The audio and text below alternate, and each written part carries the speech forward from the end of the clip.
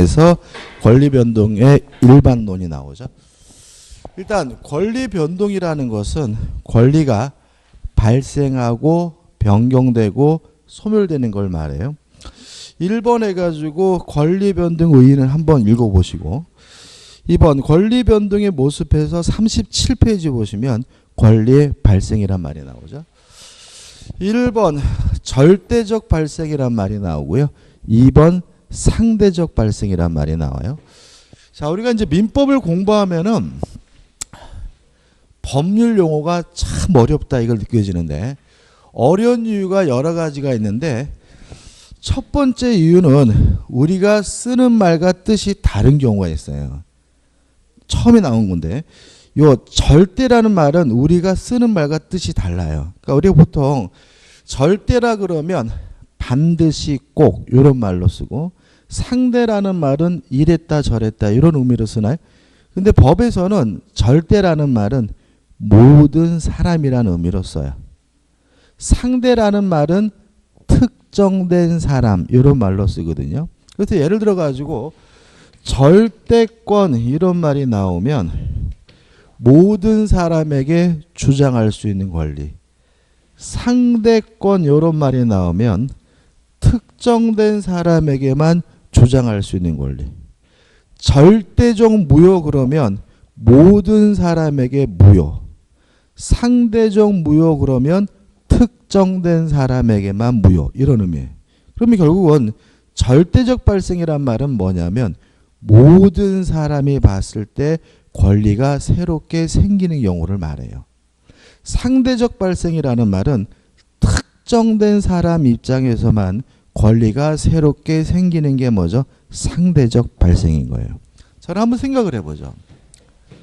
갑이라는 사람이 A라는 건물을 새롭게 신축을 했다면 갑은 요 건물에 뭘 갖게 되냐면 소유권을 갖게 되는데 이 소유권은 갑의 입장에서 뿐만 아니라 세상 모든 사람들이 봤을 때 없던 권리가 새롭게 생긴 것이니까 이런 걸 뭐라 그러냐면 절대적 발생이라고 해요. 자, 근데 이 갑이 이 건물을 을에게 팔았어요. 팔고 을에게 이전 등기를 해주면 을이 뭘 갖게 되냐면 소유권을 갖게 되는데 이때는 을이라는 특정된 사람 입장에서만 소유권이 생긴 거예요. 다른 사람들이 봤을 때는 뭐만 바뀌었을 뿐이에요? 주체만 바뀌었을 뿐이지 소유권이 새롭게 생긴 것은 아니거든요. 따라서 이런 것들을 우리가 뭐죠? 상대적 발생이라고 해요. 이해되시나요? 그죠? 다시 말하면 절대라는 말은 앞으로 뭐죠? 모든 사람이라는 의미로 쓸 겁니다. 상대라는 말은 뭐죠? 특정된 사람이라는 의미로 쓸 거예요. 그 다음에 교재 보시면 절대적 발생 옆에 가로로 뭐라고 해야 되죠? 원시취득이라 나와 있죠. 자, 이건 주체를 기준으로 한 것인데 갑이 건물을 새롭게 신축하게 되면 갑이 소유권을 새롭게 취득하게 되는데 누구한테 넘겨받은 것이 아니라 맨 처음으로 소유권을 갖게 된 것이니까 이런 걸 우리가 뭐라 그러냐면 원시취득이라고 해요. 그 다음에 상대적 발생 옆에 뭐라고 써있죠? 승계취득이죠. 자, 을이 소유권을 취득하게 됐는데 을이 맨 처음으로 소유권을 갖게 된 것이 아니라 이미 갑이 가지고 있는 것을 넘겨받은 것이니까 이런 걸 또 뭐라 그래요? 승계취득이라고 해요. 아무튼 맨 처음으로 권리를 갖게 되는 거는 뭐예요? 원시취득. 누가 가지고 있는 것을 넘겨받는 것은 뭐죠? 승계취득입니다. 자, 처음에 공부할 때 조심할 것은 뭐냐면 얘들이 나와 있잖아요. 교재에 얘들을 외우지 않으셔도 돼요.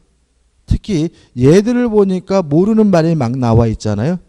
일단은 몰라도 돼요. 왜 그러냐면 뒤에서 우리가 아주 자세하게 공부할 것들이에요. 그러니까 일단 오늘은 뭐예요? 원시취득이 뭔지, 승계취득이 뭔지만 개념만 잡는 거예요. 그 다음에 승계취득이 다시 이전적 승계와 설정적 승계, 그죠? 둘로 나누고 있죠, 그죠? 한번 생각해 보자고요.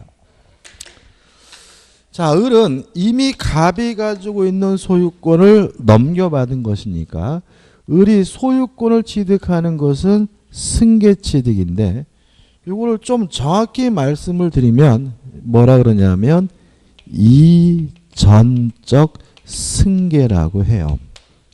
자, 왜 그러냐면 을이 소유권을 취득하게 되면 갑의 소유권은 뭐 하게 되냐면 소멸되기 때문에요.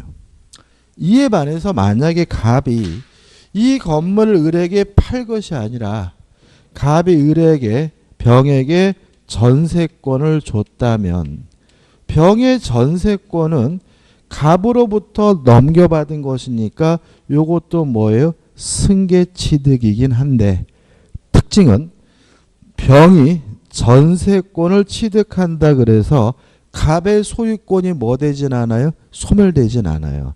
이런 걸 우리가 뭐라 그러냐면 설정적 승계라고 하는 거죠. 다시 말씀드리면 권리를 넘겨줌으로써 구권리자의 권리가 없어진다면 이런 걸 뭐라 그래요? 이전적 승계라고 하고요.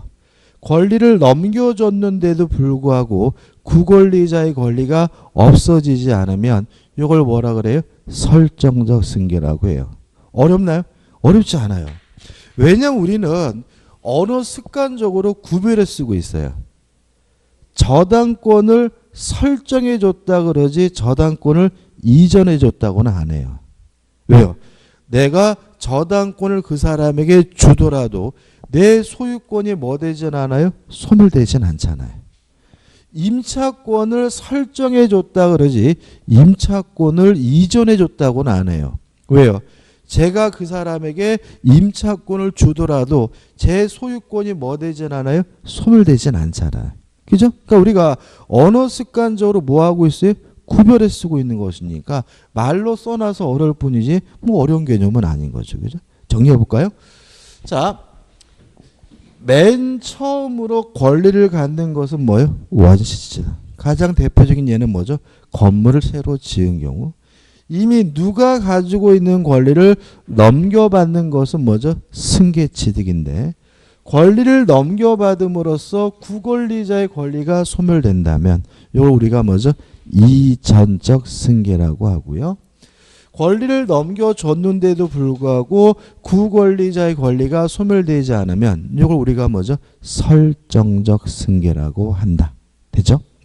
그 다음에 또 나번해가지고 특정 승계, 포괄 승계가 나오죠. 이건 뭐냐면 이전적 승계가 둘로 나뉘어요. 특정 승계와 포괄 승계로 나뉩니다. 자, 이런 얘기입니다. 갑이 매매 계약을 하고 이전 등기를 받으면 갑이 가지고 있는 여러 가지 권리 중에서 A 건물에 관한 소유권만 넘겨받죠. 이걸 우리가 뭐죠? 특정 승계라고 하는 거죠.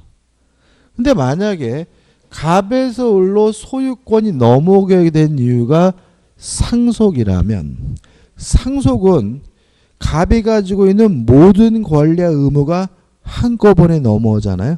이걸 우리가 뭐라 그래요? 포괄 승계라고 하는 거죠. 그럼 이렇게 되는 거죠. 매매같이 특정된 권리만 넘겨받는 것은 뭐죠? 특정 승계. 상속과 같이 구권리자가 가지고 있는 모든 권리와 의무가 한꺼번에 넘어오는 것은 뭐죠? 포괄 승계. 간단하죠? 얘는 외우지 말자 그랬어요. 그죠? 개념만 잡고 넘어갑니다. 그 다음 하단에 보시면 뭐가 나오냐면 권리의 변경해가지고 주체의 변경이죠. 일단 주체 변경은 특별한 것이 아니라 이전적 승계를 다른 말로 하면 주체의 변경이라고 한다. 동의하시나요? 자, 갑이 을과 매매 계약을 하고 이전 등기를 해주면 갑의 소유권은 없어지고 을이 갑으로부터 소유권을 넘겨받으니까 뭐죠? 이전적 승계인데 가만 보면 요 소유권의 주체가 누구였어요? 갑이었다가 소유권의 주체가 누구로 바뀌죠? 을로 바뀌니까 이게 뭐죠? 주체 변경이잖아요. 따라서 주체 변경은 뭐하고 똑같은 말이에요? 이전적 승계와 똑같은 말이다. 끝이죠. 그 다음 넘겨보시면 나번 해가지고 내용의 변경과 답원에서 뭐가 나오냐면 작용의 변경이 나와요. 이게 좀 어려울 수가 있는데 시험에는 잘 나오는 건 아니고 어쩌다 한 번씩 나와요. 일단 개념부터 보시면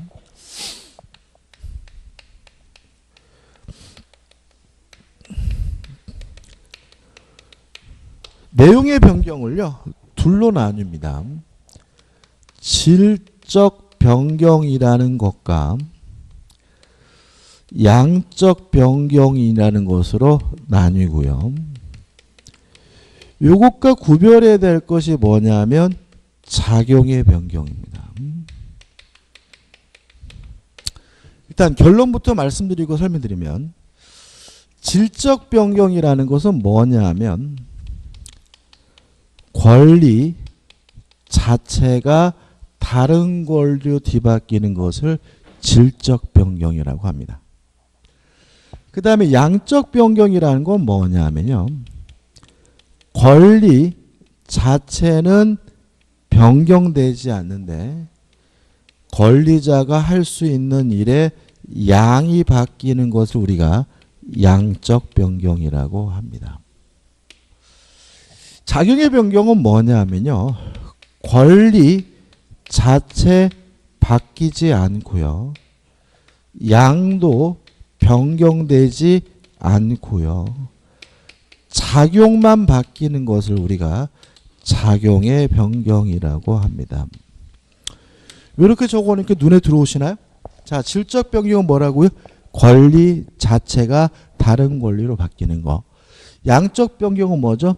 권리 자체는 바뀌지 않는데 양만 바뀌는 게 뭐죠? 양적 변경. 작용의 변경은 권리도 안 바뀌고 양도 안 바뀌고 작용만 바뀌는 게 뭐죠? 작용 변경이죠. 자, 그럼 이게 무슨 말이냐?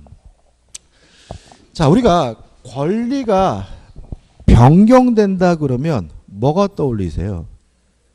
다른 권리로 바뀌는 게 떠오르시죠? 이게 뭐라고요? 질적 변경. 어렵지 않아요, 그죠?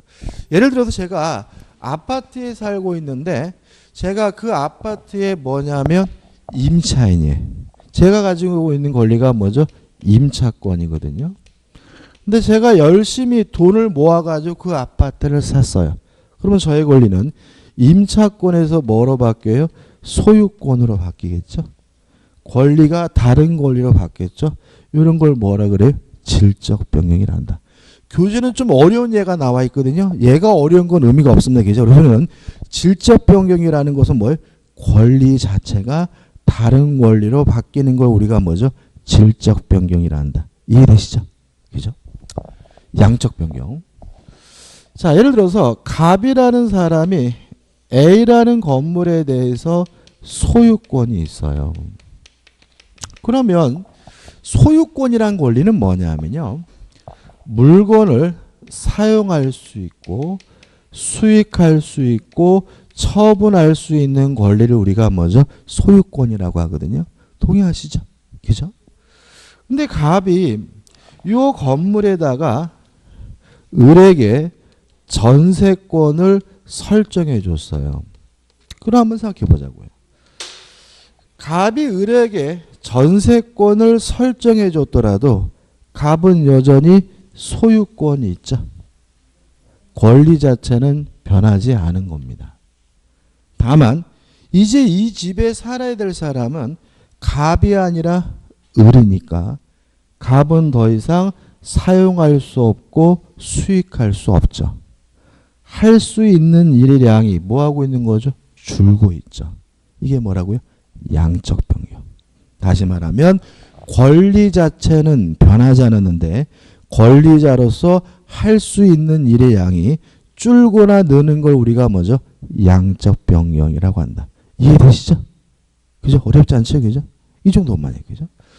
그 다음에 작용의 변경입니다. 작용의 변경은 권리 자체도 그대로고 양도 그대로고 뭐만 바뀌어요? 작용만 바뀌는데 요 작용을 좀 더 쉬운 말로 쓰면 뭐라 그러냐면 힘이라고 쓸 수 있어요. 파워. 한자로 쓰면 뭐죠? 힘역자가 되는 거죠. 그럼 무슨 말이에요? 권리도 그대로고 양도 그대로인데 뭐만요? 힘, 파워만 바뀌는 걸 우리가 뭐죠? 작용의 변경이라고 하거든요. 이게 가끔 시험에 나와요. 자, 한번 생각해 보자고요. 자, 갑이라는 사람이 주택 임차권이라는 권리를 가지고 있어요. 근데 이 사람이 뭐 했냐면 이사 왔습니다. 임도 받았고 동사무소 가서 뭘 했냐면 주민등록을 하며 우리 뒤에서 자세히 배우고 있지만 상식적으로 알다시피 요 주택 임차권자가 뭘 갖게 되냐면 대항력을 갖게 되거든요. 이게 뭐예요? 작용의 변경이에요. 자, 한번 생각해 보세요.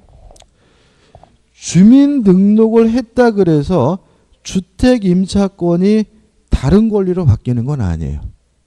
주민등록하기 전에도 주택임차권, 주민등록을 한 후에도 주택임차권.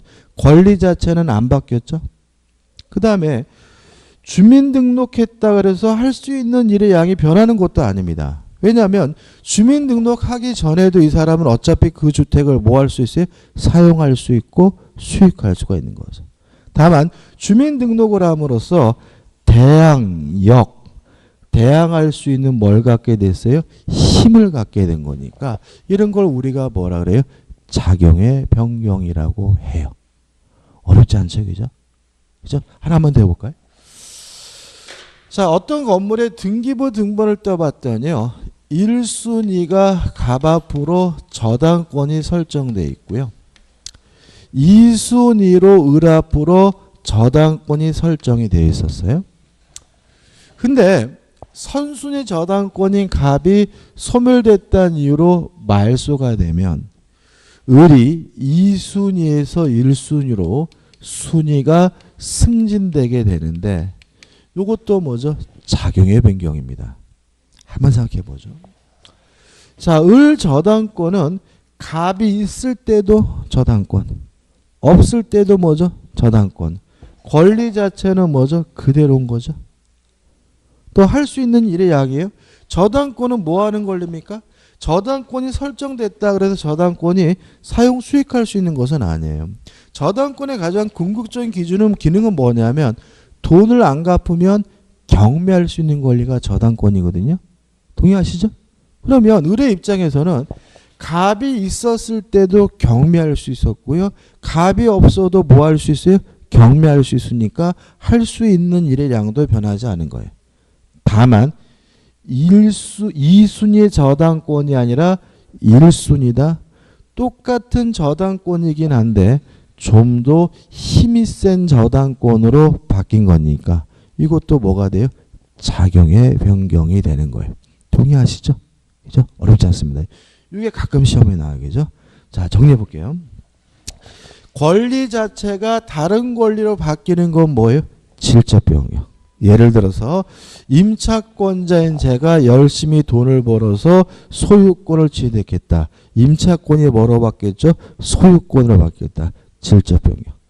양적 변경은 권리 자체는 안 바뀌고 할 수 있는 일의 양이 바뀌는 걸 뭐죠? 양적 변경이다. 예를 들어서 자신이 소유하고 있는 부동산에 다른 사람에게 전세권을 설정해 줬다면 여전히 소유자이다. 권리 자체는 변하지 않았지만 더 이상 사용 수익할 수 없다. 할 수 있는 일의 양이 줄어들었으니까 뭐가 돼요? 양적 변경이고 자기 변경은 뭐죠? 권리 자체도 그대로고 양도 그대로인데 힘, 파워만 바뀌는 걸 우리가 뭐죠? 작용의 변경이라고 한다. 예를 들어서 주택 임차권자가 주민등록을 함으로써 대항할 수 있는 힘을 취득하는 걸 우리가 뭐죠? 작용의 변경이라고 하고 선순위 저당권이 말소되는 바람에 후순위 저당권의 순위가 승진된다면 똑같은 저당권이긴 하지만 1순위 저당권 좀 더 힘이 센 저당권으로 바뀐 거니까 이것도 뭐죠? 작용의 변경이라고 합니다. 이 정도만 이해하시면 돼요. 얘들은 뭐 하려고 하지 마시라고요? 외우려고 하지 마세요. 그죠? 그 다음에 이제 권리의 소멸이 나오죠. 자, 일단 권리의 소멸은 두 가지가 있어요. 절대적 소멸, 상대적 소멸. 그럼 무슨 말이에요? 모든 사람들이 봤을 때 권리가 없어지는 건 뭐예요? 절대적 소멸. 특정된 사람 입장에서만 권리가 없어지는 건 뭐죠? 상대적 소멸이겠죠? 그럼 이제 끝난 거죠. 자, 갑이 요 A 건물의 소유권을 가지고 있는데 건물이 불타서 없어졌어요. 그러면 소유권이 없어집니다. 소유권이 소멸되겠죠? 근데 이때는 갑의 입장에서 뿐만 아니라 세상 모든 사람들이 봤을 때 소유권 자체가 없어진 거니까 이런 걸 뭐라 그래요? 절대적 소멸인 거죠. 갑이 을과 만나서 매매 계약을 하고 이전 등기를 해주면 갑이 소유권이 소멸되죠. 근데 이거는 갑의 입장에서만 소유권이 없어진 거죠. 다른 사람들이 봤을 때는 주체만 바뀌었을 뿐이지 소유권이 뭐 된 건 아니에요? 소멸된 것은 아니니까 이런 걸 우리가 뭐죠? 상대적 소멸이라고 하는 거죠. 자, 그럼 이렇게 되는 거죠. 물건이 멸실돼서 없어지는 것처럼 모든 사람들이 봤을 때 권리 자체가 없어지는 거는 뭐예요? 절대적 소멸. 그죠? 이전적 승계가 이루어지게 되면 구권리자의 권리가 뭐하게 돼요? 소멸되게 되는데 이렇게 특정된 사람 입장에서만 권리가 없어지는 걸 우리가 뭐죠? 상대적 소멸이라고 한다. 까지 좀 기억해 두시기 바랍니다. 그 다음 우측에 보시면 제2절에서 뭐가 나오냐면 권리 변동의 원인이 나와요. 자, 한번 예를 좀 들어볼게요.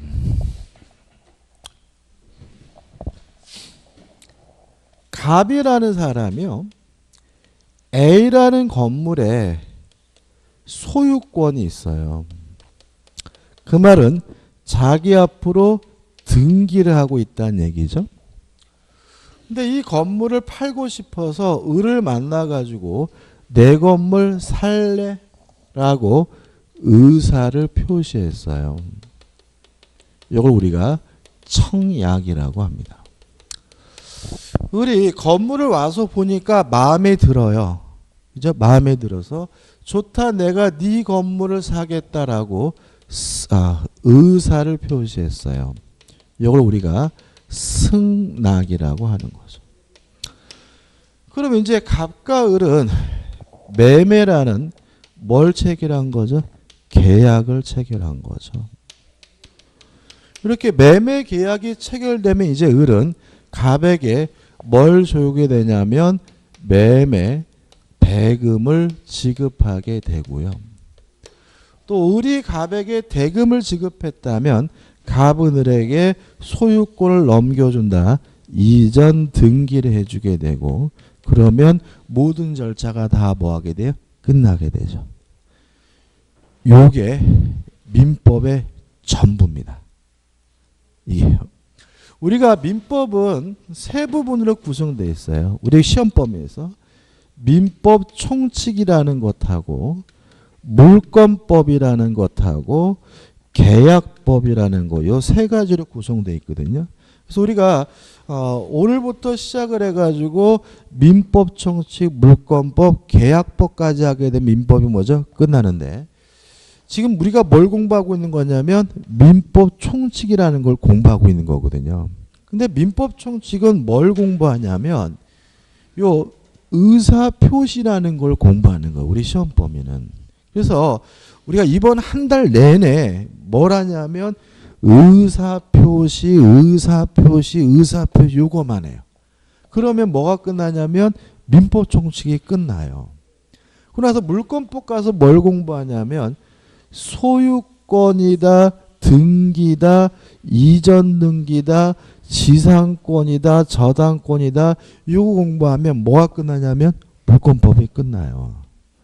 그럼 계약법 가서 뭐 하냐면요, 청약이다, 승낙이다, 매매다, 계약이다, 임대차다 하면 뭐가 끝나냐면 계약법이 끝나요. 그래서 실제로 민법은 요 한 가지 거래를 완성시키는 게 민법이에요. 그래서 민법은 어떤 특징이 있냐면 스토리가 계속해서 연결된다는 특징이 있어요. 그러니까 지금 우리는 오늘부터 시작해가지고 계약법까지 끝나게 되면 하나의 거래를 뭐 하게 돼요? 완성시키는 거잖아요. 그렇기 때문에 오늘 한 얘기가 오늘로 끝나는 게 아니라 다음 주로 뭐죠? 연결이 되고 계속해서 스토리가 뭐죠? 연결되기 때문에 공부할 때 주의할 점이 있는데 결석하면 안 돼. 무슨 말이냐면 계속해서 스토리가 연결되고 있는데 중간에 결석을 하게 되면 연결고리가 끊겨요. 그래가지고 2달 수업이 아무 의미 없는 수업이 되어버릴 수가 있어요. 그죠? 그래서 계속 연결되고요. 또 하나 조심할 것은 뭐냐면 너무 꼼꼼하면 안 돼. 이게 참 아이러니컬한데 민법은 좀 덜렁거리는 분들이 공부를 잘하세요. 왜 그러냐면 이게 모든 얘기가 뭐예요? 결합되어 있는 상태잖아요. 그래서 공부하다 보면은 모르는 게 나타나요. 그러면 꼼꼼하신 분들은 진도를 못 나가셔. 그래가지고 막 네이버 검색해봐요. 검색해봤는데 그지같이 검색한 게 더 어려워. 그래서 또 어떻게 해요? 어떡하지? 그러면서 막 고민해요. 그러면서 막 진도가 안 나거든요. 근데 만약에 책을 보거나 공부하다가 이해 못하는 것이 발생했다는 얘기는 제가 수업 시간에 설명 안 드렸다는 얘기잖아요. 왜 안 드리는 거예요? 예? 안 중요해서요? 안 중요한 것도 있지만 뒤에서 할 거기 때문에. 이게 모든 스토리가 뭐가 돼 있어요? 아까 제가 얘들 외우지 말라 그랬잖아요. 왜 그런 거예요? 뒤에서 할 거거든. 그러니까 우리가 그냥 몰라도 넘어가셔야 돼. 몰라도 넘어가가지고 죽이 되든 밥이 되든 끝까지 다 가게 되고 다 가서 한 번 거래를 하고 나서 처음으로 돌아오면 그전에 몰랐던 것들이 많이 뭐가 되고 있어요? 해결되고 있다는 걸 본인이 느끼게 돼요. 근데 이거를 꼼꼼하시면 진도를 못 나가지고 맨 앞대가리만 하다가 끝나는 경우가 있어요. 맨날 앞대가리만 하면 하나의 거래에 뭐예요? 일부분만을 공부한 거기 때문에 문제를 못 풀어요. 그리고 또 조심할 건 또 마지막 조심할 거는 문제 빨리 풀지 마세요. 교재지 문제가 들어있잖아요. 이거는 최소한 3월달까지는 풀지 마세요. 왜 그러냐면 앞에 부분에 나와 있는 문제가 앞 문제가 아니에요. 그러니까 모든 게 결합되어 있는 상태잖아요. 그죠? 그래서 이 앞부분의 문제를 풀려면 뒷부분을 알아야 문제를 풀 수 있는 거예요. 그렇기 때문에 이거를 처음부터 끝까지 가는 과정을 뭐죠? 몇 번 반복을 해가지고 전체적인 윤곽이 머리에 들어온 상태에서 문제를 풀어야 풀리거든요. 근데 문제는 뭐냐면 잘 모르는데도 문제를 풀게 되면 어떤 일이 생기냐면 첫째 좌절해요. 이걸 어떻게 풀지? 막 이런다고. 나중에 다 푸시게 돼요. 걱정 안 하셔도 돼요. 두 번째 문제는 모르니까 외워요. 아까도 말씀드렸다시피 무슨 말인지 모르고 외우는 거는 뭐죠? 의미가 없다 그랬잖아요. 오히려 외워두시면 나중에 문제를 보시면 모르는데도 불구하고 안다라고 착각을 일으키면서 공부를 안 하시기 때문에 나중에 틀린 일이 될 수가 있어요. 그래서 문제는 될 수 있으면 어떻게 해요? 천천히 풀었으면 좋겠어요. 자, 제가 지금 뭐라고 말씀드렸죠? 민법은 하나의 거래를 뭐죠? 완성시키는 과정이기 때문에 주의할 점 첫째, 결석하지 말자는 거. 두 번째, 너무 꼼꼼하지 말고 시작할 때 뭐죠? 좀 이렇게 너무 넘어가시고 그 다음에 세 번째, 문제 함부로 먼저 풀지 마시라는 거 제가 강조해 드립니다. 그죠? 자, 시작을 해보죠. 여기서 대금을 지급하고 이전 등기를 하는 거를 뭐라 그러냐면 법률 효과라고 해요. 그 다음에 이 사람들이 왜 대금을 지급하고 이전 등기를 했냐면 매매라는 계약을 했기 때문인데 이걸 뭐라 그러냐면 법률 요건이라고 해요. 그 다음에 요 매매라는 계약을 뜯어보니까 그 안에 구성분자가 있죠. 청약이라는 의사표시, 승낙이라는 의사표시, 요 구성 분자를 뭐라 그러냐면 법률 사실이라고 해요. 그럼 이렇게 되는 겁니다. 개별적인 사실인 법률 사실이 모여서 뭘 만들어요? 법률 요건을 만들고, 법률 요건이 만들어지게 되면 일정한 뭐가요? 효과가 생긴다. 이렇게 되는 거죠. 그러면 이제 개념도 알 수 있어요. 법률 사실이 뭐냐? 법률 요건을 구성하고 있는 개별적 사실을 우리가 뭐죠? 법률 사실이라고 한다. 법률 요건이 뭐냐? 일정한 법률 효과의 발생을 목적으로 하는 법률 사실의 집합, 법률 사실의 총체를 우리가 뭐죠? 법률 요건이라 한다. 교재 한번 볼까요? 자, 1. 법률 요건. 제가 한번 읽어볼게요. 법률 요건이란 뭐라고 나와 있죠? 일정한 법률 효과를 발생케 하는 원인으로서 개개의 법률 사실로 구성된다. 예컨대는 제가 지금 설명드린 예가 나오는 겁니다. 그죠? 그 다음에 이 법률 사실입니다. 법률 사실은 뭐냐면 법률 요건을 구성하는 개개의 사실을 뭐라고 해요? 법률 사실이라고 한다. 예컨대 이건 뭐죠? 제가 설명드린 예입니다. 그럼 다시 한번 보시면 개별적인 사실인 법률 사실이 모여서 법률 요건을 만들고, 법률 요건이 만들어지게 되면 일정한 뭐죠? 효과가 생긴다. 이런 얘기인 거고요. 그 다음에 우리가 요거를 공부하는 게 민법이라 그랬잖아요. 그죠? 그럼 결국 우리는 앞으로 뭘 공부하는 거예요? 법률 사실을 공부하고, 법률 요건을 공부하고, 법률 효과를 공부하는 게 뭐죠? 민법인 거죠. 얘들은 10권 아니고. 자, 한 장을 넘겨보시면 뭐가 나오냐면 법률 사실에 뭐가 나와요? 분류가 나와요. 자, 이제 하나씩 배울 건데 이 중에서 다 중요하겠죠? 다 중요한데 시작할 때는 기초로서 뭐부터요? 요 법률 사실이 뭔지부터 공부할 거거든요. 이것도 얘들이 많은데 외울 건 아니고 이거는 좀 시격이죠. 이것도 시작하면 또 1시간 걸리니까 쉬었다가 요 법률 사실의 분류를 보도록 할 겁니다. 그죠? 좀 쉬겠습니다. 그죠?